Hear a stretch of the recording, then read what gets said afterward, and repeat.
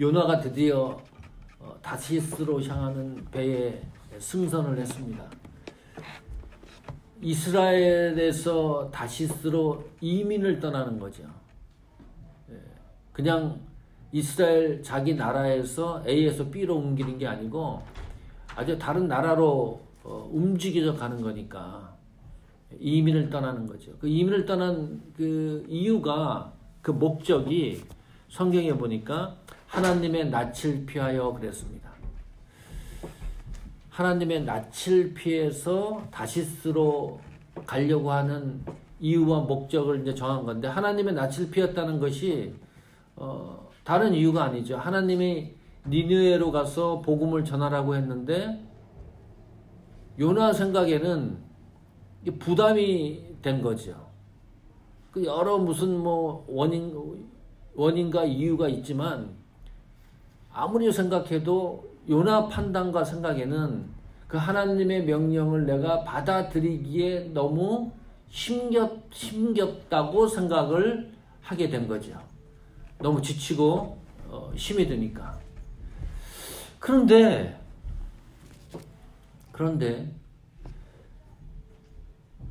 만약에 하나님이 저한테 어느 날 백목사 뭐 아프리카로 가라 그런 명령을 나한테 한다 그러면, 아니면 북한으로 가서 지하교회를 섬기라고 나한테 그런다 그러면,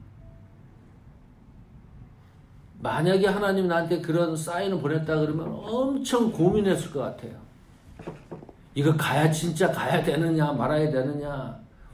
아프리카로 가라 그러면 와이프는 그 태양 알러지가 있는데 이거 또 와이프가 동의를 해야지, 아이들은 어떻게 할 거며, 내가 사는 거고, 여기서 아주 복잡한 일이 한두 가지가 아닐 거예요. 심각하게 고민할 수가 있죠. 그런데 너무 다양한 거는 하나님이 나한테 아직까지 모르겠어요. 뭐 언제 어떻게 될는지 모르겠죠. 아직까지는 뭐 아프리카로 가라고 나한테 사인을 보내지도 않고 또 북한으로 가라는 사인도 보내지 않으니까 난 성경을, 요나서를 읽으면서 천만다행이다. 그리고 요나가 그 니느웨에 가서 복음을 전하라는 그 명령을 얼마나 고민스럽고 부담스러웠는가를 직감할 수가 있습니다. 도망가는 일도 가능하겠다. 이것이 너무 힘겨우니까. 그런데 문제는 요나가 그렇게 결정해서 그 소명과 명령을 거부하고 도망가지만 하나님은 요나를 포기하지 않는다는 거예요. 이게 문제라, 이게. 하나님이 명령을 해서 내가 힘겹고 거절을 하면 하나님이 그것을 사인을 해서 그 문제를 클리어시키면 좋은데, 나는 하기 싫다 그러는데도 불구하고 하나님은 절대로 요나를 포기하거나 버리지 않거나 요나 대신에 다른 사람을 채용하거나 이러지 않는다는 거예요. 그 요나서의 그 흐름이 그러는 거잖아요. 그래서 이 요나서는 하나님의 관점에서 성경 요나서를 읽어보면 참 은혜가 되지요. 요나의 관점이 아니고. 자, 이 굉장한 거예요. 배가 항해를 하고 있는데, 잘 생각해 보세요. 배가 항해를 하고 있는데 대풍이 불었다. 근데 대풍이 분 이유를 4절에 보니까 여호와께서 큰 바다 위에 대풍을 대적하여 배가 거의 깨어지게 된 줄 알고, 하나님이 하신 일입니다. 그리고 제비가 뽑히고 바다에 요나가 들어간 것도 하나님이 하신 일입니다. 그러니까 대풍이 사라진 것도 하나님이 하신 일입니다. 다 하나님이 하고 있어요. 그리고 17절에 1장 17절에 보면 더 기가 막힌 내용이 나오죠. 여호와께서 요나를 들어 바다에 던짐에 17절에 여호와께서 이미 큰 물고기를 예비했다. 이 큰 물고기를 예비했다는 말은 요나가 바다에 들어가기 전에 이미 하나님이 물고기를 예비했다 그러는 거니까 모든 게 하나님이 하신 일이라. 요나를 위해서. 이런 거지요. 나를 향한 하나님의 원대한 뜻과 계획과 의지는 나의 상황과 관계없이 절대로 변경되지 않는다. 변하지 않는다는 거예요. 규원이를 향한 하나님의 의지와 뜻은 절대로 변하지 않습니다. 내 상황이 어떤지 관계가 없어요. 내가 잘 살든지 병이 나도 아프든지 못 살든지 부유하든지 뭐 어떻게 되든지 약하든지 그런 상황과 내 여러 정황과는 관계가 없어요. 하나님이 한번 계획하고 하나님이 의지를 굳힌 나를 향한 하나님의 그 뜻과 의지는 절대 변하지 않는다. 그 요나에 관계되는 하나님의 섭리하신 걸 보니까 정말 기가 막혀요. 기가 막혀. 바꾸지도 않고.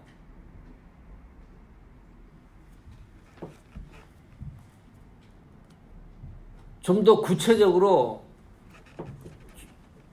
좀 살펴보겠습니다. 자, 배를 타고 갔는데 풍랑이 일어난 거죠. 비바람이 불고 비도 내리고 그러니까 뱃사람들이 그 배 안에 몇 명이 타고 있는지는 모르지만 난리가 난 거예요.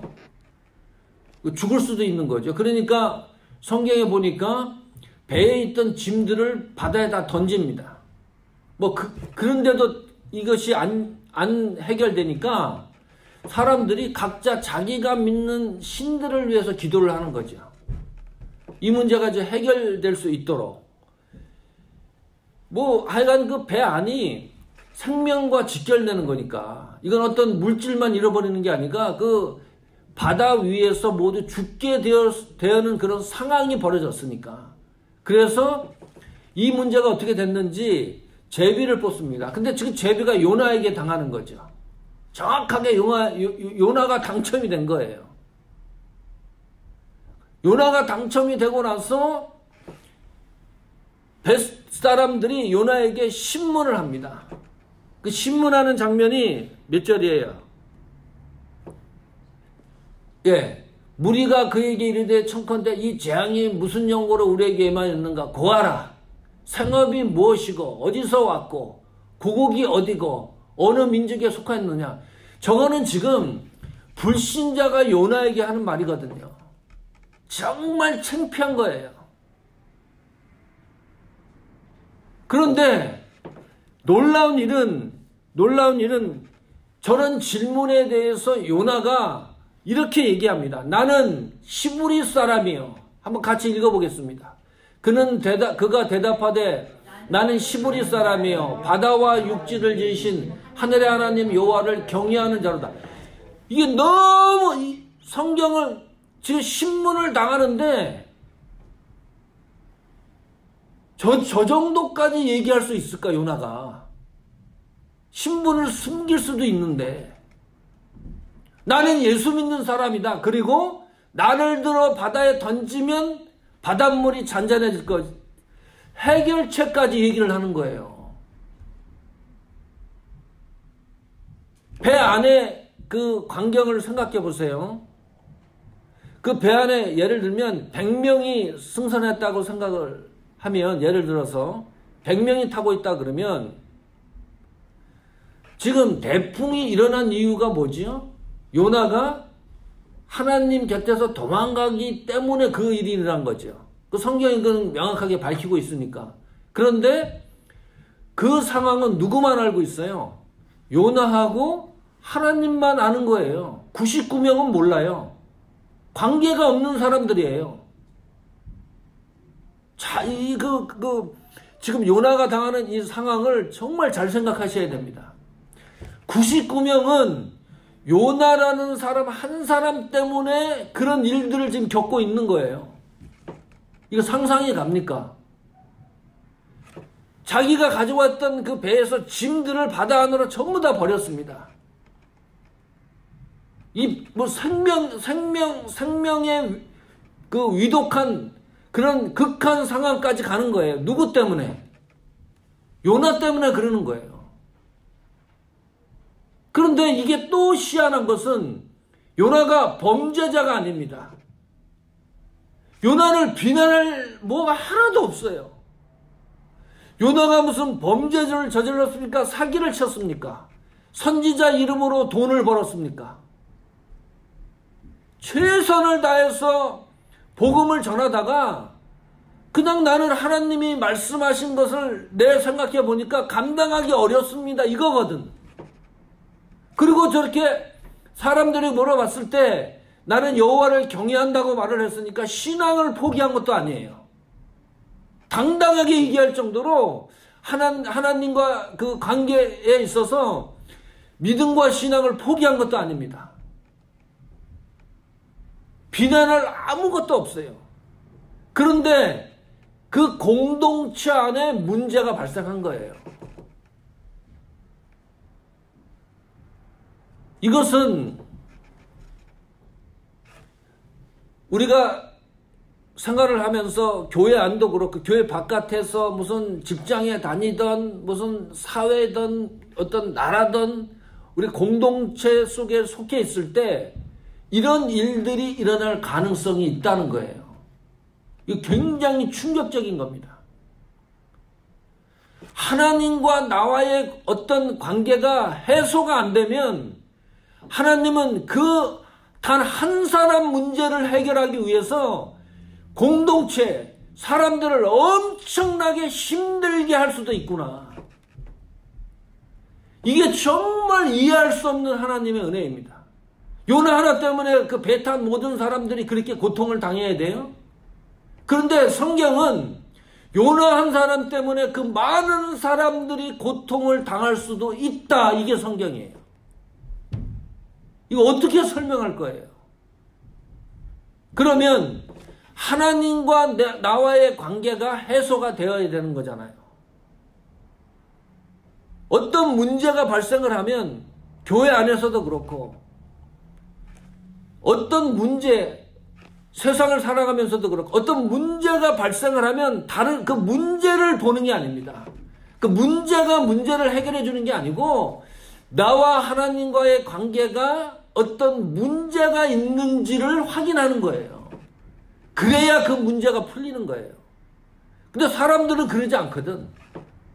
그 문제를 보고 문제를 만들고 그 문제를 풀어가려고 뭐 애를 쓰고 싸우고 법정 다툼하고 난리를 치는 거잖아요. 안 된다는 거지. 문제가 해결 안 된다는 거죠.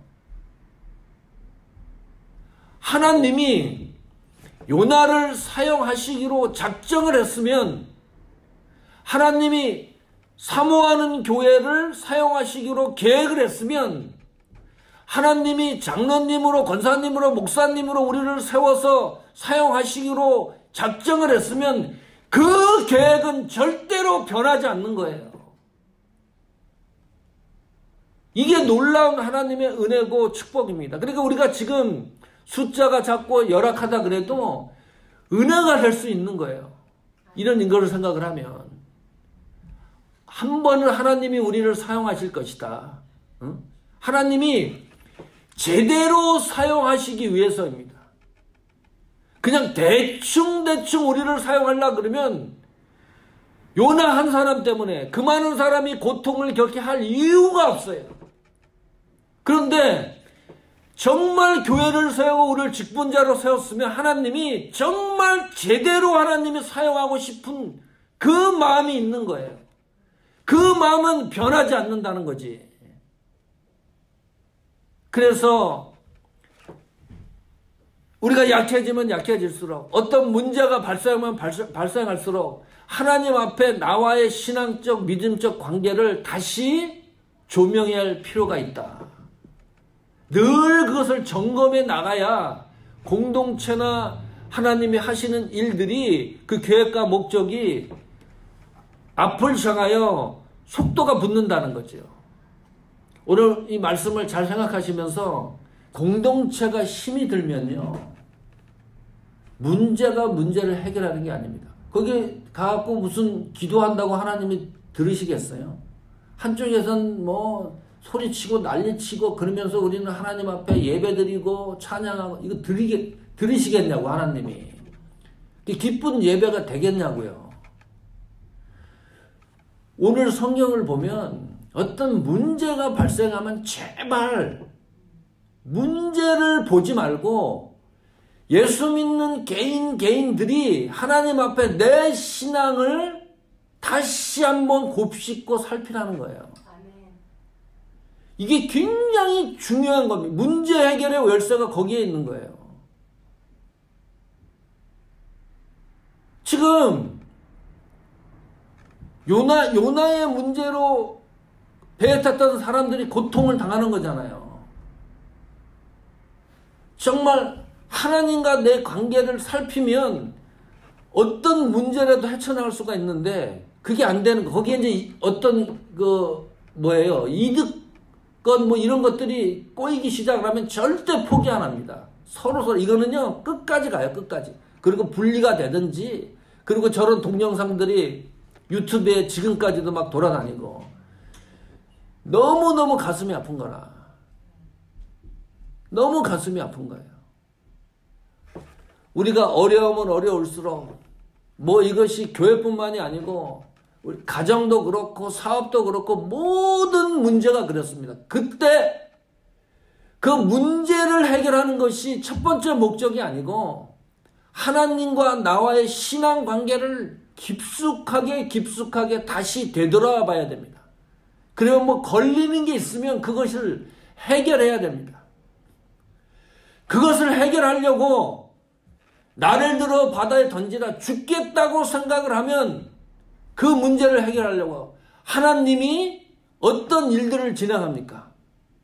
요나는 죽겠다고 그러는데 요나를 살립니다. 물고기를 미리 예비를 해서 요나를 살립니다. 그 문제를 해결하려고 애를 쓰니까 하나님이 요나를 망하게 하는 게 아니라 넘어지게 하는 게 아니라 다시 살리는 거예요.